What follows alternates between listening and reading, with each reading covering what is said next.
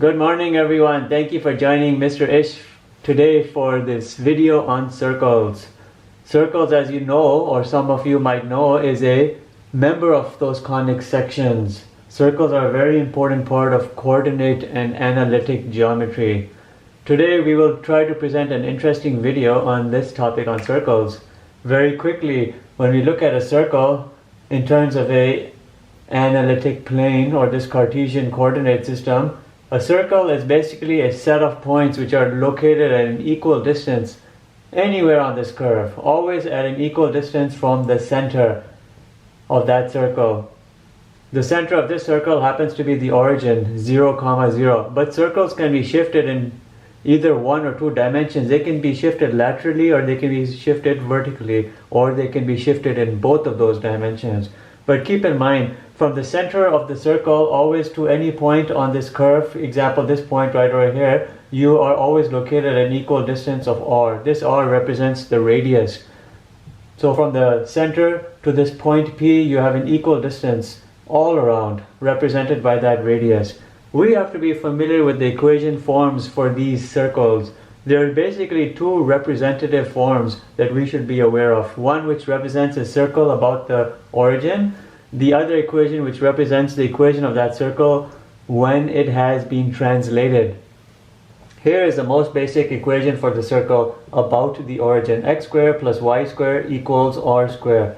In this form, representing the equation of this, the center will always be 0, 0. That will be the center of the circle. The radius will of course be just your r value. When we have a translation of this center about and away from this origin, we'll have a modified form of this equation. You'll have something which looks like this: x minus h whole square plus y minus k whole square is equal to r square. Again, the radius will just be the single value r, but your center over here will be h comma k. H representing the horizontal shift from the original x value center, k representing the vertical shift from the original y value of that original center. So keep these in mind: the original basic form, untranslated form, and the new modified translated form of the circle.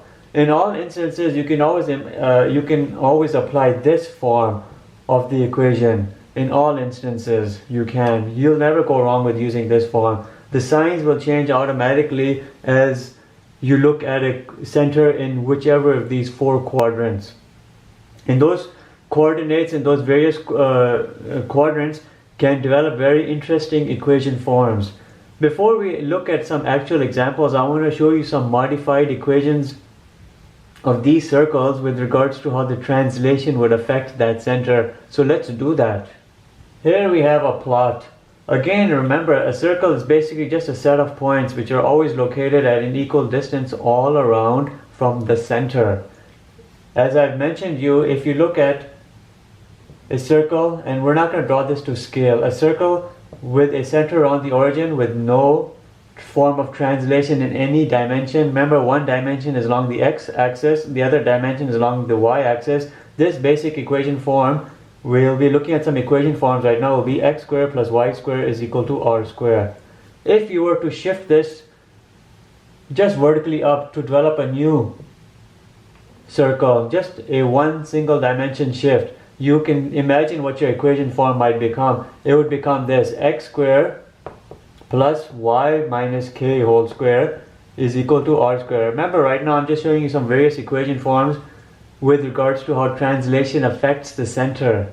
And remember, a key feature of all circles is the x squared and the y squared components are always positive. You see, you have a positive x squared, positive y squared component, positive y squared. You cannot bring minuses in over here. They'll always have to be positive. That's one of the defining features of circles. Here the center was of course 0, 0. Here the center is of course 0, k. I'm going to show you how these centers change. Radiuses we're not looking at, we're looking at centers right here. Look at a circle which translates down only. Single dimension along the y-axis but down. Look at this equation. It'll be x squared plus y plus k whole square is equal to r square. Look over there, I have a plus k, here I have a minus k. Why? because the original form of the equation is always an x minus h or a y minus k. If you're moving down along the y-axis, you're going to be bringing a minus k. That minus k will impact with the original minus and convert it into positive. Our center over here will of course be 0 comma minus k. These are all the features, the various equation forms of translated circles. I'm showing you all the various forms that might arise. You don't have to memorize any of this, you're just trying to understand it. If you always use that most basic form which I showed you in the previous slide, you can always arrive at the right equation form if you proceed through the entire question logically and correctly. You'll always arrive at the right equation no matter what. For this translation of a circle along the y-axis only in the rightward direction, our equation form will become x minus h whole square. There's no vertical shift at all, so it'll be just y square is equal to r square. You can imagine over here the minus is retained because we have a positive x or positive h will impact with that original minus h from the basic equation form, and it will retain that minus. The center over here will be h comma 0. H comma 0. Lastly, let's look at a circle which is moving in again in a single dimension. These are all single dimension shifts. Either it was horizontal or it was vertical. Not 2 dimension, but these are single dimension shifts. A single dimension shift, and you can imagine our equation form here will be x plus h whole square plus y square is equal to r square. Again, the original form is always x minus h whole square plus y minus k whole square is equal to r square. But look over here, this x minus h became an x plus h because we have a minus h coordinate. The minus h coordinate, when plugged in over here, impacts the original minus, and the minus cancels out and you get a positive. So we look at these sign shifts. These are things you want to be aware of. Your center over here will be minus h comma 0. Minus h comma 0. In all of these equation forms with the single dimension shift, I've presented you the basic equations and the centers. These are all the equation forms and the centers. I'm going to show you now a next bunch of equation forms where we have 2-dimensional shifts. Then we will look at actual examples for circles. Alright, let's look at some 2-dimensional shifts. When I talk about 2-dimensional shifts, I'm talking about the translation of that center along both an x and y direction. Here again is our most basic standard form with some component of translation. Remember, the form even more basic to this was just the x square plus y square equals r square. But this representative form can be used for any type of circle question. And you know the center will always be h comma k. But you want to look over here in this basic form, you'll always have an x minus h and a y minus k, but you'll always have a plus in between. These signs over here will be impacted with regards to what type of translation we have.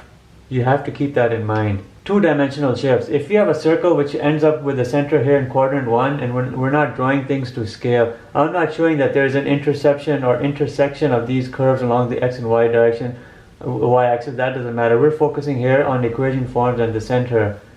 Now this over here is represented by this most basic form. The most basic form is for a circle in the first quadrant, and you know the center over here is h comma k, but I won't repeat writing this whole equation form again because it's actually shown over here. A circle which has a center here in the second quadrant would look like this. It would be x plus h whole square. You see, it's no longer minus h because we have a shift of the center, the x component of that center along the minus x axis. That minus shift with this minus would convert that into a positive. But we still have the center in terms of the y dimension still in a positive. We'll retain the y minus k whole square. See, we'll retain this is equal to r square. Only this feature over here got impacted. This thing remained the same because the x axis of this, the x dimension of this center was in a negative direction. You know the center over here is going to be minus h comma positive k. When you look at these centers, you'll see why these signs stay or change as they do. Look over here. In the third quadrant, you will have an equation form which will look like this. x plus h whole square. And just for neatness sake, this right here is a plus. Plus, now look over here, y plus k whole square. Both of these signs have changed because our center here is minus h comma minus k. both the h and the k, or the x or the y component of the centers are in negative axes. Negative axes. Those negative axes affect these original negative signs and convert them into positives. A fourth quadrant center for a circle would of course be this x minus h whole square. We retain the positivity of the h, the x component of that center, which is h, because we're looking here along the positive x-axis, but the y-axis aspect of this center is still in the negatives, so this becomes y plus k whole square. And you will see that when I put the center over here, the center here will be h comma minus k. See, h comma minus k. Now look over here very clearly. First quadrant, center h comma k, so you retain the minus h and minus k. Look over here, second quadrant, you have a minus h comma k. The minus h converted that into a plus h, but the positive k retained the minus sign over here within the parentheses. In the third quadrant, you have minus h minus k center, minus x minus y minus h minus k, and you end up changing both of these signs within the parentheses, which is fine. It should happen that way. And in the fourth quadrant, you have a h comma minus k, hence you have this appearance over here, x minus h and y plus k. So keep all of these in mind. These are all the basic equation forms of these circles as you move the centers about. You can move the centers either only on the axis, or you can keep it on the center, or you can move in 2 dimensions and end up with these various features. Let's look at some examples. So when it comes to developing the equations of circles or the analysis of circles, you have 2 basic forms of equations. You have this one here on the top, and you have this one here on the bottom. The most basic equation of a circle about the origin, or the basic equation of the circle with some sort of 2-dimensional shifting going on. It can either be 1-dimensional or 2-dimensional, but this equation form over here represents some sort of shift in the center. If the question is x squared plus y squared is equal to 9, and you're told just to analyze it, you know when you're looking at both of these, you're focusing on this second form over here, x squared plus y squared is equal to r squared, and that clues you into one most basic fact of this circle, is that the center is about the origin. You know over here clearly center will be 0 comma 0. All you got over here is to worry about this. You know this is represented by an r square. If r square is equal to 9, r square is equal to 9, basically the only thing that remains to be determined is the radius. Then r must be equal to the square root of 9, which must be 3. So now you know very clearly you have a circle which is located with a center at the origin, but is always located 3 units away in all sides with that radius. Look over here. Not drawn perfectly to scale, but you'll have these intersecting points. You'll have a 3 comma 0 because we'll be 3 units away because the radius is 3. Here you'll have 0 comma 3. Here you'll have minus 3 comma 0. These are intercepts of this curve on the x and the y axis, and here you'll have 0 comma minus 3. So the analysis of this equation form tells you that we have a circle with a center at the origin. It has a radius of 3, and it ends up having these intersecting points on the x and the y axis. It's an easy question. Let's look at some more questions. Here is a question: x minus 3 whole square plus y plus 2 whole square is equal to 25. Remember, always keep in mind these circles have positives in between. They have positive x squares and they have positive y squared components. This is a positive because there's no sign over here, it indicates a positive. You cannot end up having a minus over here because then you might start looking or thinking about hyperbolas. There's always the r square. Now when you're looking at this, the first thing you always want to do where you are given the equation of a circle, and you have to work towards the analysis of that equation. Here you want to do the determination of the center first. Just by looking at this, we know our center is going to be h comma k. But what exactly is h? What is k? Our h value is this right here, x minus h. But we know this minus h represents a positive 3 over here, because the only way you could have retained a minus 3 over here is you had a positive 3. Look over here, you had an x minus but a positive 3 shift. So you had a positive 3 x component or the h component. We got to determine our k. Now normally the equation form is always a y minus k, but we have a y plus k or y plus 2. How did that y plus 2 convert from a y minus k? This is how it happened. You ended up having a y minus a minus 2, which converted the minus minus into a plus 2. Therefore, the y component of the center must have been a minus 2. It was translated down by 2 units. The h component or the x component was translated to the right by 3 components. So here we've clearly determined our center is 3 comma minus 2. Let's just look at it. 3 comma minus 2. 1, 2, 3, and then 2 over here. Here's our center. 3 comma minus 2 in the fourth quadrant. The next component you want to look at is the radius. You want to look at the radius by just examination of this. If this represents r squared, the radius must be the square root of that, which is a 5. You could essentially plot this out using a graphing tool, 5 units all around. Of course, we're not drawing to scale. You would have the curve, the actual circular curve, all the way around, equally distant from the center, about all around. 5 units everywhere. And you will have examined and analyzed this equation to its completeness. You will have a center of 3 comma minus 2 with a radius of 5. You don't have to actually determine these intersecting points. You don't have to, but you could.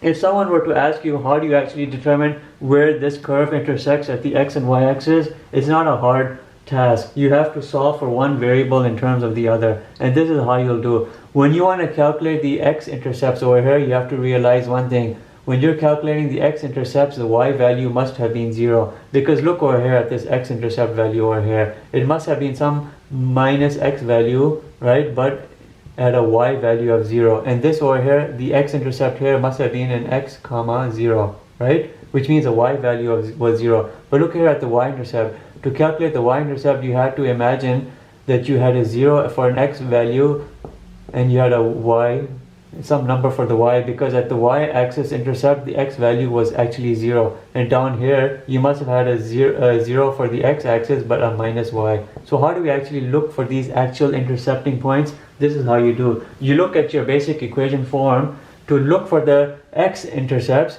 you zero out the y. Look over here, x minus 3 whole square is equal to, not 0, is not equal to, you have to put the plus sign. We're zeroing out the y. Put zeros in place of y.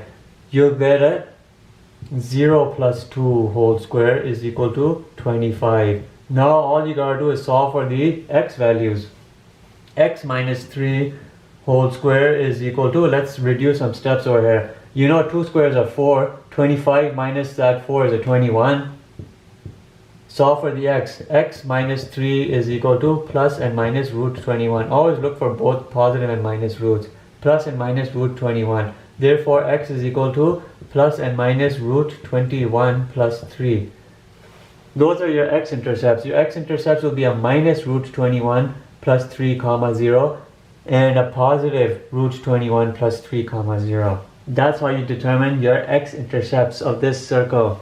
How would you determine the y-intercepts? Well, you'll do exactly the same procedure, except you'll zero out the x's and you'll solve for the y. So let's do that. Because in the y-intercepts, the x values were always zeros. Let's zero it out. These are your x-intercepts right here. The y-intercepts, let's make some room over here. We know over here the radius is equal to 5. Let's calculate for the y-intercepts. Zero out the x-axis values. You'll have a minus 3 whole square plus y plus 2 whole square is equal to 25. Let's skip some steps over here. Minus 3 whole square is a 9. Take 9 on the other side, you get a 25 minus 9. You get a root 16, which is good. We're getting a root 16 is a perfect square. Y plus 2 whole square is equal to 16. Y plus 2 is equal to square root of 16, a plus and minus 4. Always look at positive and minus roots. Y is equal to plus and minus 4 minus 2. Plus and minus 4 minus 2. And you know this will clearly yield two answers. You'll get a 4 minus 2 and you get a minus 4 minus 2. You'll get a 0 comma minus 6. And here you'll get a 0 comma 2. X and y intercepts. My y intercepts are these, my x intercepts are these. Minus root 21 plus 3 and a positive root 21 plus 3 comma 0. That's how you determine intercepts. By zeroing out one, you solve for the other. By zeroing out the other, you solve for the first. That's how you do it. Let's look at some more equations. For these set of questions, let's flip things around, where we work with the pieces of information given and we work backwards to develop the equation. The question is this: you're told that the center of the circle is at the origin and has a radius of 7. All you have to do is determine the equation of the circle. By fact that this is an origin center, it's very easy. You're looking at this equation form. So you already know you're looking at something, and this is like one of those questions where you can do it in a single step. X squared plus y squared is equal to 7 squared, and you know it's x squared plus y squared is equal to 49. And you're done. X squared plus y squared is equal to 49. A center about the origin, but 7 units away on all directions because the radius was 7. 0, 7, 7, 0, 0, minus 7. These are your x and y intercepts, and minus 7, 0. And you think about it, if you were to zero out one and solve for the other, zero out the x, you solve for y, you'll get a plus and minus 7. Zero out the y and solve for the x, you'll get plus and minus 7. You just write them in the proper form, coordinate form, and you're good. So this question is done. It was easy. Now this question tells you that the center is at 2, minus 3 with a radius of root 14, and you have to determine the equation of this circle. By fact that we no longer have an origin center, we're looking at this equation form. All you gotta do is plug in the values and you're done. It's in h, k always for your center. Plug them in. X minus 2 whole square. See, plus and that minus retains the minus. Always put a plus sign for a circle. Y minus 3 whole square is equal to root 14 square. You must square the radius when you're given that. Finally, you'll get x minus 2 whole square plus y plus 3. The minus negates to form that positive is equal to 14. So you have now this as your finalized equation form given the pieces of information that you were. You don't have to bother graphing it, but you know just by looking at this, you have a fourth quadrant circle with a center right here, 2, minus 3. X minus 2 whole square plus y plus 3 whole square is equal to 14. Our radius is not 14. Our radius is always the square root of the number here, because the number here after the equal sign represents the square of that radius. Therefore, the radius must be the square root of that value. Look at this question over here. You have a equal sign over here equaling to a 10, and then you have this aspect before it. Anytime you look at something like this and you want to focus on a few features over here, one feature is this: the x square component and the y square component. Anytime you're seeing something like this where the x square component is positive and the y square component is positive, and by y square component I'm talking about the item directly before the y square is positive, then you know you're looking at something which looks like a circle. If there was like a minus over here, it would no longer clue you into a circle. It could very well be the equation of some hyperbola instead. But the fact that you have a positive x square and a positive y square and something which looks like this form is equation of a circle, and you know you got to be thinking about solving by completing the square technique, because you're going to end up developing an equation form like this which will require that skill of solving by completing the square, a technique that I've discussed in another video. Let's proceed with this. You always want to start by isolating what you can. You can't really isolate anything with 2x squared. It stays as is, but you can do something over here, y squared plus 2y. You can isolate basically an imaginary 1. We can isolate an imaginary 1 and parenthesize it, because we're going to complete the square over here and bring everything into this form. You could even have parenthesized this. Nothing wrong with that. Look what I'm going to do over here. We're going to complete the square. I'm going to write x over here and I'll just bring the square out because it's the same thing. I'm trying to make it look like this form. Plus, we'll complete the square over here. Y squared plus 2y plus 1. 2y divided by 2 is a 1. Y. 1 times 1 is a 1. 1 times 1 or 1 squared is a 1. And you bring it on the other side as that 1 as well. Okay? We're doing the completing the square technique. Remember, if you don't know how to complete the square, then you can't convert these equation forms into the proper forms. That's a technique that you have to learn. Now look what I'm going to do over here. 2 into x minus 0 whole square. It's meaningless, but I'm just doing it. Plus y plus 1 whole square is equal to 11. Just by looking at this, we can now get a rough idea of a center over here. Well, you know what our center is going to be. It's going to be a 0, comma, minus 1. Center will be 0, comma, minus 1. Because this whole thing could have been written in this way. Watch. You could have written as this 2 into x minus 0 whole square plus y into the standard form minus 1 whole square is equal to 11. The only way we could have retained the positive 1, which we need to, is by having a minus and a minus 1, meaning a minus 1 or 1 translation down along the y-axis. So your coordinate for y point had to be a minus 1. Center is equal to 0, comma, minus 1. And then you can take this onward to develop and determine the radius. Radius is always the square root of that number you're given. I was focusing here more on the determination of the center. The radius part is actually easy. This thing over here represents r square, and you can always do square root and get the radius. But this right here, the ability to determine the center of a circle from this type of equation is very important.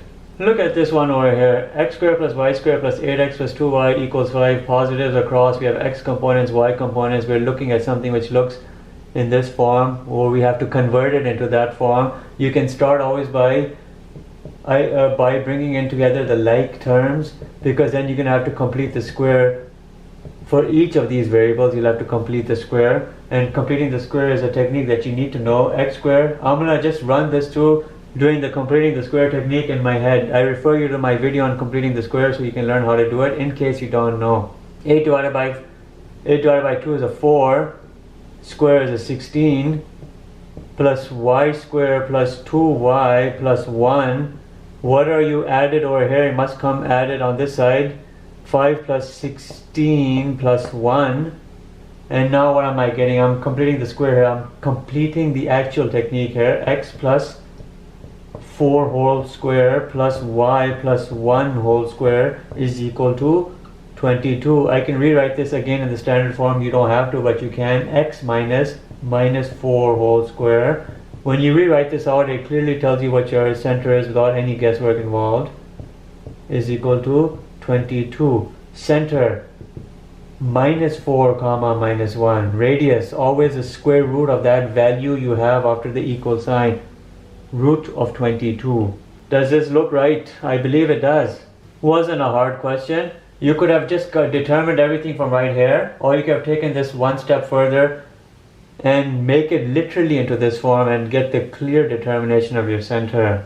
Look at this question over here. Again, we're looking at something in this form, and when you're looking at something in this form, you're actually working with some sort of translation component to that center. No longer something like this with an origin center, but we have a h comma k type of center. There's dimensional shifts involved. Bring the like terms together because we're going to have to complete the square. We'll have 2x squared minus 6x plus 2y squared plus 14y is equal to 3. But look over here. The x squared component is positive and the y squared component is positive. So we know we have an equation here for a circle, not a hyperbola. I keep saying that because when you look at the video for hyperbolas, it will ring a bell as to why I keep saying that. Isolate over here. 2 into x squared minus 3x plus 2 into y squared plus 7y, because in the completing the square technique you must isolate such that your x squared and the y squared components are positive 1 coefficients.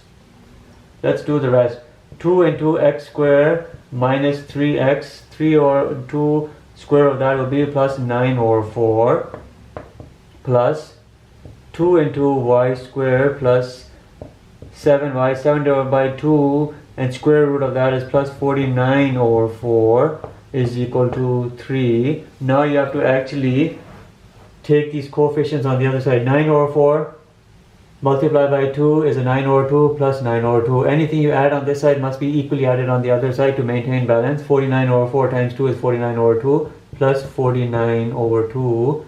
Let's complete the square over here. 2 into, we'll get a x minus 3 over 2 whole square plus 2 into y plus 7 over 2 whole square is equal to, let's get let's run this through our calculator because I'm kind of not in the mood of doing fraction adding over here. Plus 49 divided by 2, I get a 32. A good technique over here, you got 2, 2 and a 32. Cancel them out. 2 goes into 1 time, 2 goes into 1 time, 2 goes into 32, 16 times. Simplify your big numbers. Time to determine the center. Center will be 3 over 2. 3 over 2. I almost fooled myself over there. This is going to be a y minus 7 over 2 minus 7 over 2, because the only way we brought a positive here was we affected this minus with a minus translation. And our radius, of course, will be the square root of 16, which is a 4. So look over here. 3 over 2 comma minus 7 over 2 and square root of 16 is our radius of 4. And here I eliminated these coefficients across. Nothing wrong with doing that. I'd say let's just hit ourselves with one more question, example question, and that'll wrap up our video. The more practice, the better anyways, as you know. So as promised, this is our last question. We are given this equation form and we have to determine the center and the radius of this circle. And of course, you want to try to look at everything in terms of either this form or this form. This form if the center is about the origin, or this form if you have translation going on. And of course, everything equals r square. You know very well by now that completing the square technique is very handy over here. So let's bring all the like terms together. X squared minus 4x plus y squared minus 8y. Take the 20 on the other side, minus 20. You look over here, you have a positive y squared, a positive x squared. So we have a determination here for a circle. We're not being hit over here by a hyperbola question. Hyperbola questions and circle questions and even ellipse questions can look quite alike in terms of their raw equation form. So let's do completing the square over here. We have x squared minus 4x minus 4 divided by 2 is a minus 2. Square that is a plus 4. This is my first component when we're working for completing the square. We have y squared minus 8y minus 8 divided by 2 is a minus 4. Square of that is a plus 16. Now look over here, we have a minus 20. Whatever we added over here always hits with the coefficient here, which is a 1, and you bring it on the other side. Exactly the same. 4 hits with this 1 over here, and you get a plus 4. Remember, this is all completing the square technique. 16 hits with this imaginary 1 over here, comes across as a 16. Let's complete the square over here. X minus 2 whole square plus y minus 4 whole square is equal to minus 20 plus 4. This looks like a 0 out over here. Oh, this is a trick question basically. Trick question. So this is not even an equation of a circle, but carrying this forward, you know what your coordinate over here would be, h comma k. What would our h comma k over here be? Just be 2 comma 4, wouldn't it? With a radius of 0. There is no radius over here. So what is this? This is not an equation for a circle, but it's actually an equation for a coordinate or a point. An equation for a point located at 2 comma 4. And that right there is your graph. So sometimes you can be tricked. You can be tricked in the sense that what you have is resembling seemingly a circle, but in fact it isn't a circle, but it ends up being a dot because there's no radius. If there's no radius, there's no extension from that dot, there's no curve, there's no set of points located at an equal distance from that center. You just end up having a plane coordinate. And that's exactly what we ended up with over here. A trick question, but keep an eye out for them. Anyhow, as I've shown you in this video, the two equation forms, the playout of the completing the square technique is very essential to the determination of circles. And you know what? It's actually very essential when it comes to ellipses and hyperbolas. When you'll be given your equation forms in this form, and even for parabolas, you'll have to do the completing the square technique to determine the h and k. The whole reason for completing the square is to actually determine the center or the vertex in case of a parabola. Those additional videos on conic sections are on the way, so do not worry. I've presented already on parabolas. Now here's one on circles. Then the next one will be on ellipses, and finally we'll talk about hyperbolas. All of these conic sections are easy. There's a lot of process to them, but they're not hard. It's just a lot of equation forms you have to go through and a lot of things you have to analyze, but they're not hard. So keep that in mind. They are not hard. I hope you enjoyed this video. I hope you enjoyed the material. Please feel free to like, subscribe, and watch this several times. Please leave a comment as well. Have a nice day. Bye.